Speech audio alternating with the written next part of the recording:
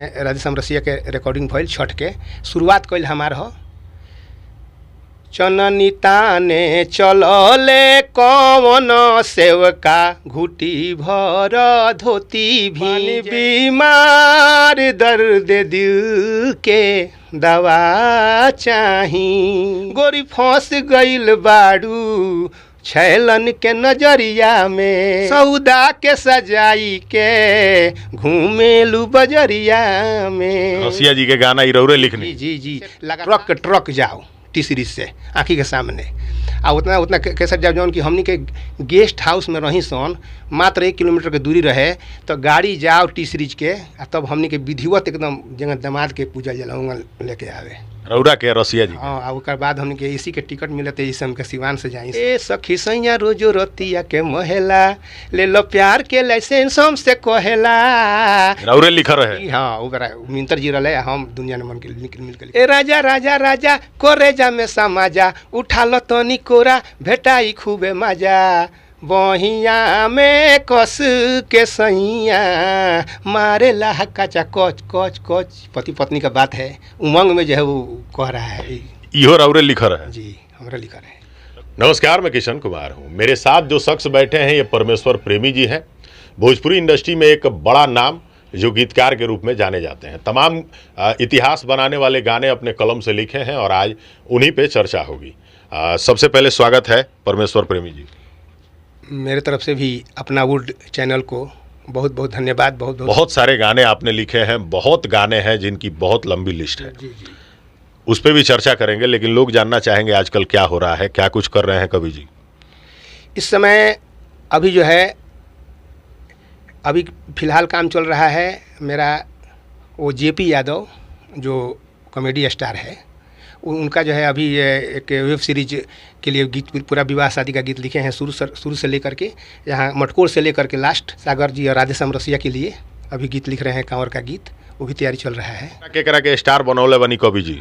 छठ गीत सबसे पहले रामा कैसेट में लक्ष्मीगंज वहाँ लक्ष्मी नगर दिल्ली में रामा कैसेट रहे। वही रामा कैसेट में राधेश्याम रसिया के रिकॉर्डिंग भइल छठ के शुरुआत कइल हमार ह। चननी ताने चलले कवन सेवका घुटी भर धोती भीजे घुटी भर धोती भीजे भीजता तो धोती मोरा भीजे देहूँ चननी मोरा नहीं भीजे। हमारी जो दादी जी थी ये जो है गुनगुनाती थी। कवि जी इतना बढ़िया रुआ गाई ले रहा गायक ना भनी का है। अब देखी मेन चीज़ बात जब राइटिंग करे लगनी नू तो राइटिंग अब लागल लोग सिंगर लोग पीछे पड़े कि हमरा के लिख दी हमरा के। अब लिखे में इतना ज़्यादा हम व्यस्त हो गई नहीं वो बेरा जब कि तुमको फुर्सत ना मिले हम गायकी करी एंगन कभी कभी स्टेज पर जाके गाई तो लोग कहे कि अब तू खाली तू ही गायकिया करो ना लेकिन अब आदत पड़ गई लिख के दे। अच्छा, रसिया जी के खूब गाना लिखले बनी। रसिया जी के सैड सॉन्ग से लेके या रोमांटिक सॉन्ग, सैड सॉन्ग में कौन कौन रहे तनी बता दी।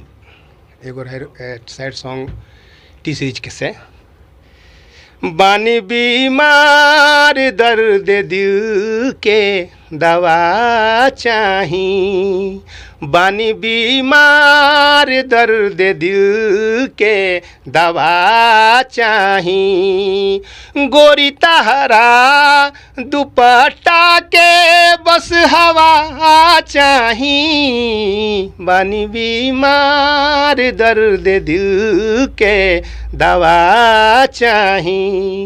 ऐसे बहुत गोरी फंस गइल बाड़ू छैलन के नजरिया में गोरी फंस गइल बाड़ू छैलन के नजरिया में सौदा के सजाई के घूमेलू बजरिया में। रसिया जी के गाना इरौरे लिखनी जी लगातार 13 गो कैसेट हमारे सुपर हिट कैले रहे। लगातार वो कैसेट ट्रक जाओ टी सीरीज से आँखी के सामने आ उतना कैसेट जाओ जौन कि हमनी के गेस्ट हाउस में रही सन मात्र 1 किलोमीटर के दूरी रहे तो गाड़ी जाओ टी सीरीज के आ तब हमनी के विधिवत एकदम जगह दामाद के पूजा जलाऊंगा लेके आवे रौरा के रसिया जी। हाँ ओकर बाद हमनी के एसी के टिकट मिलते इस हम के सिवान से जाई सन सिवान से एसी के टिकट से वैशाली से। अच्छा, एगो चर्चा भइल कि रसिया जी संपर्क क्रांति ट्रेन रोकवा देले रहनी, जी सही बात है का? कौन ट्रेन? संपर्क क्रांति ट्रेन स्टेशन पर लेट भई रही तो रोकवा दिल रहनी। हाँ भई रहे, हल्ला भई रहे।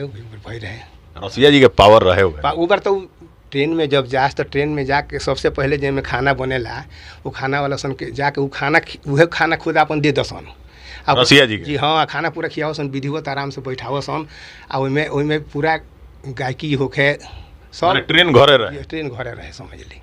वो एगो अलगे जमाना मस्ती रहे। अच्छा हई मसालेदार जौन गानवा रहे इनमें कौन कौन गाना रहे? मसालेदार गाना में तो राजा राजा करे में सब हो जाओ पब्लिक खातिर हो जाओ। कौन लिखले रहनी? सबसे पहले का गाना रहे कि ए सखी सैया रोजो रतिया के महेला ले लो प्यार के लाइसेंस हमसे कहेला। राउरे लिख रहे? हाँ वो मिंतर जी रहे, हम दुनिया ने मन के मिल के लिख रही सन। मिंतर कवि जी एक जन रहे, दुनिया ने मिल के तैयारी करनी सन। ओकरा बाद भी गीत बहुत भइल। अब समय के अनुसार राजा राजा करेजा में समाजा इहो राउरे लिखल हो? जी अपने लिखल हो। केंगा रहे गानवा तनी बता दी पब्लिक के। ए राजा राजा राजा करेजा में समाजा उठा लो तनी कोरा भेटाई खूबे मजा बहिया में कस के सैया मारे लाका चा कच कच कच। पति पत्नी का बात है, उमंग में जो है वो कह रहा है। पत्नी कह रही है? हाँ पत्नी कह रही है। इहो राउरे लिख रहे? जी हमरा लिखा रहे। तो देख सकत हनी कवि जी कितना हिट रहल बानी। राधे श्याम रसिया जी के तमाम गाना जे लोग सुनल बा, जे लोग देखले बा। कवि जी भक्ति गाना भी राउर खूब चलल बा। खेसारियो जी खातिर रउआ लिखले बानी। भक्ति गानवा में कौन कौन सबसे बड़का हिट भइल तनी बता दी पब्लिक के। भक्ति गाना में जिंदगी जतन से राखो मेन गीत हमारा रहे। वो जिंदगी जतन से राखो रसिया जी के। जी तनी एक लाइन हो जाओ। जिंदगी जतन से राखो जियान ना करे के, जिंदगी जतन से राखो जियान ना करे के 4 दिन के बचान देनी गुमान ना करे के। प्रेमी परमेश्वर जी एगो हे माई कैसेट लिखले रहनी। जी उ पूरा गनवे हिट भइल। हाँ सब आठू गाना हिट रहे। एक दूगो लाइन तनी दोहरा देती। उनमें सबसे मेन गीत रहे झूलुआ लगौलू हमैया नीमी या के डरिया यार नीमी या के डरिया हो किया हो माई झीर झीर बहे लाबे आ रहे माई। पाँच पाँचे पानावा के 5 हो कसैली हम तो दुर्गा माई के भेजी लेने बतवा हो ना। हमके देखाओ सही न था कि मेला वही कैसेट के हो। वो कैसेट जौन बाकी अभी तक अमर बा। वो कैसेट के जोड़ा लगावल बहुत मुश्किल बा। रौरे कलम से भइल? जी पूरा जी लिखाइल रहसु मंदिर तरीका ना लिखाइल। 3 दिन तक ले राधे श्याम रसिया जी रहसु मंदिर तक रह के रियाज कैले। और ओजनीय माई के कृपा हमके ऊपर भइल। एल्बम तैयारी भइल, गणेश दिल्ली रिकॉर्डिंग भइल। आ नीलम कैसेट वाला अभी भी वही माने कैसेट से राजा बड़े समझ। और भी कलाकार के अरुआ कहीं ना कहीं अपना कलम से स्टार बनैले बानी। नया कलाकार लोग आवता स्टार बने तो बड़ा जल्दबाजी में रहता। ये लोग खातिर का कहे समय देवे के पड़ी कि जल्दी स्टार बनल आसान बा? नहीं समय तो देवे के पड़ी। समय ऐसे देवे के पड़ी कि एगो गाना तैयारी होके एगो से 2 गो तो रात भर लग जाओ आ ओकरा के हारमोनियम पर रियाजो कइल जाओ आ तब गायकी होके। आ ए बेरा कहता लोग कि गानवा तनी भेज ना दी, खाली गा के गुनगुना के भेज दी, तनी गावे के बाजे अभी के गावे के बा आ जाके फटफट गा देता लोग। आ ओकर रिजल्ट सही आवत नहीं है। ये खतर तैयारी करे के पड़ी। कहत लो हिट नहीं कर। हाँ गाने ना हिट कैलस तो गाना हिट कहाँ से करी जब ओकर माने कि मेन भाव ना रहे जाने। पहले तो गीतकार रहो स्टूडियो में तब गावल जा। पहले गीतकार से ही बात होके कंपनी बात करे कहे कि गायक को हम कुछ नहीं समझते हैं। गायक बाहर रहे, गीतकार को भेजिए। वो बेरा के म्यूजिक डायरेक्टर लोग मेहनतियो रहे। कवि जी ए बेरा जे म्यूजिक डायरेक्टर बा उ लोग जे कंप्यूटर चलावे के जान गइल बा उहे म्यूजिक डायरेक्टर हो गइल बा। जी मानत तनी कि ना ये बात? मानता नहीं, लेकिन ट्रेनिंग कुछ न कुछ ले ले बा। माने वाद्य यंत्र के जानकारी रहे के चाहिए कि ना? हाँ वाद्य यंत्र के जानकारी। अब देखिए वाद्य यंत्र के जौन मेन म्यूजिक डायरेक्टर वो बेरा रहे तो वाद्य यंत्र के जानकारी गुरु लोग तन कमे रहे, लेकिन सब लोग से बजवा बस। लेकिन जानकारी रहे तबे न बजवा। हाँ तो जानकारी रहे तबे बजवा बस। तो मैं चलते चलते जे भी लोग देखता ई वीडियो के, जे भी नया कलाकार बाड़े ये लोग के अपन संपर्क सूत्र बता दी ताकि रौरा से गीत उत लेवे के होके तो आसानी होके। जी हम सब गायक जे भी गायक छोटा बा के आशीर्वाद देतानी। हमार नंबर बाबे 725095 725095फोर32। हर तरह के गीत, निर्गुण, पूर्वी, भजन, लोकगीत, सैड सॉन्ग, जौन भी गीत के जरूरत होके संपर्क करेब। गायकी हम पहले सुनेब, अगर गायकी में कोनो कमी हुई ओकरा के अच्छा से पहले सुधार के तब रिकॉर्डिंग में भेजल जाई। मतलब नयो कलाकार के गाना देव नू हाँ दियाई कहे ना। तो चलिए बहुत बहुत धन्यवाद। यहाँ के रहनी है प्रेमी परमेश्वर जी। नया कलाकार के भी सपोर्ट करब। यहाँ के अपना कलम से तमाम लोग के स्टार बनौले बनी।